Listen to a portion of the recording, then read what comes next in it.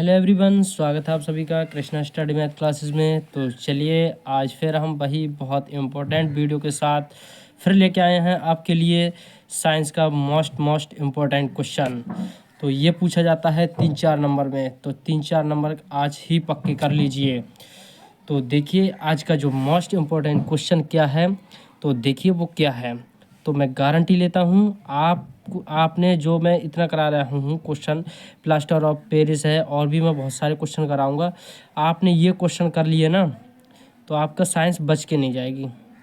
अब कहोगे ये कैसे बोल रहे हो सर, तो ये ऐसा बोल रहा हूँ क्योंकि ये एक ही क्वेश्चन नहीं कराऊंगा, इसी के साथ ऐसी इम्पोर्टेंट बहुत सारे जो मोस्ट इम्पोर्टेंट है वो ही क्वेश्चन कराऊंगा आपके लिए। ठीक है, तो आप इतने क्वेश्चन पक्का कर लें तो उम्मीद है आपकी जो 3-4 नंबर के जितने भी क्वेश्चन बनेंगे वो कहीं से भी कहीं तक नहीं बचेंगे। ठीक है, तो आज का जो इम्पोर्टेंट क्वेश्चन क्या है, आज का इम्पोर्टेंट क्वेश्चन है प्लास्टर ऑफ पेरिस का रासायनिक सूत्र लिखिए तथा इसका निर्माण, गुणधर्म तथा उपयोग भी लिखिए। तो ये भी क्वेश्चन जो है काफ़ी बार पूछा गया है।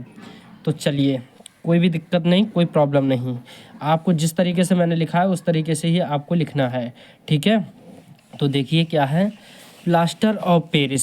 सबसे बात आती है प्लास्टर ऑफ पेरिस का रासायनिक सूत्र क्या होता है।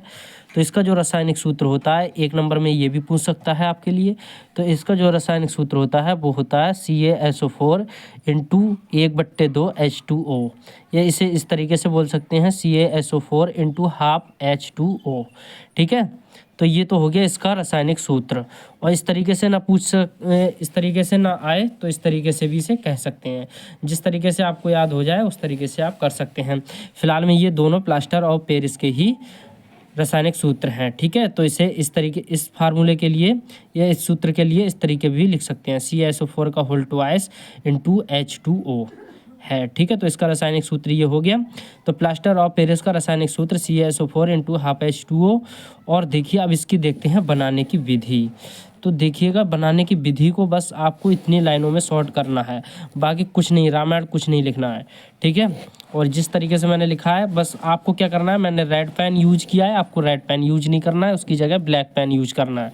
ठीक है, रेड पेन मैं इसलिए यूज किया है ताकि आपको अच्छे से दिखाई दे सके। ठीक है, तो चलिए बनाने की विधि देखते हैं। तो बनाने की विधि जिप्सम। अब देखिए वहाँ बात हो रही थी प्लास्टर ऑफ पेरिस, यहाँ बात आ रही है जिप्सम की। जिप्सम का फार्मूला क्या होता है CaSO4 इंटू 2H2O। अब तुम कहोगे कि ये तो सर एक जैसा दिख रहा है, एक जैसा नहीं दिख रहा है।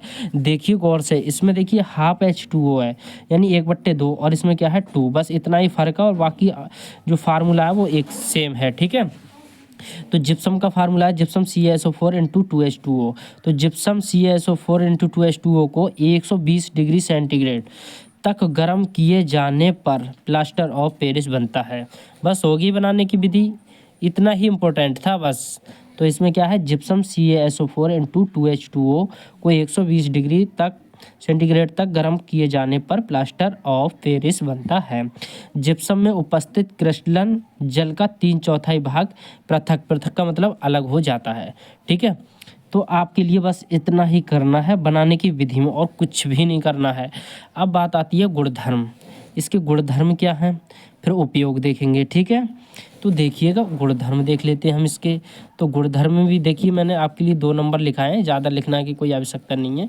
2 नंबर इसके लिखेंगे, उपयोग के लिखेंगे, बहुत कुछ हो गया। ठीक है, तो जल का प्रभाव, जल का सबसे पहले गुणधर्म नंबर 1 क्या है, ये सफ़ेद रंग का होता है। कैसे रंग का होता है, ये सफ़ेद रंग का होता है। नंबर 2 अब आता है जल के प्रभाव। तो जल का प्रभाव क्या है, तो इसका ही देखो गुणधर्म है ये जल का प्रभाव। ठीक है, तो जल का प्रभाव प्लास्टर ऑफ पेरिस जल को सोख लेता है और जिप्सम बनाता है। यानी प्लास्टर ऑफ पेरिस क्या करता है, जल को सोख लेता है और क्या करता है, फिर जिप्सम बनाता है। तो इसका जो समीकरण है वो क्या बन जाएगी, CaSO4 का whole twice into H2O plus 3H2O। तो ये हो गया प्लास्टर ऑफ पेरिस। ठीक है, ये वाला। तो इसकी क्रिया कराई गई, फिर ये क्या बना हमारा, जिप्सम बन गया CaSO4 इंटू 2H2O। तो ये हो गया हमारा जिप्सम। ठीक है,